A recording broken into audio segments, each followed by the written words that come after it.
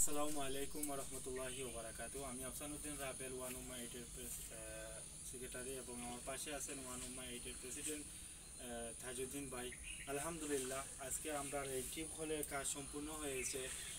আমরা টিপ হলের কাজ শেষ করেছি এবং আপনাদের সামনে তুলে ধরেছি।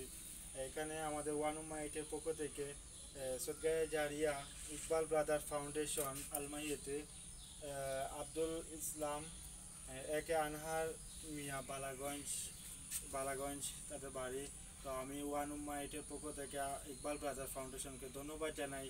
আপনার অক্লান্ত পরিশ্রমে অনেক টিপ কল আমাদের ওয়ান উম্মার পক্ষ থেকে দিয়েছেন। আজকের এই 58 নম্বর কাজ সম্পূর্ণ হয়েছে আলহামদুলিল্লাহ। আমাদের পরবর্তী আরও দুটি কল, এখানেও আমাদের ওয়ান এইটের এবং ইকবাল ব্রাদার্স ফাউন্ডেশনের অনেক অবদান রয়েছে, আপনাদেরকে দেখাবো ইনশাআল্লাহ।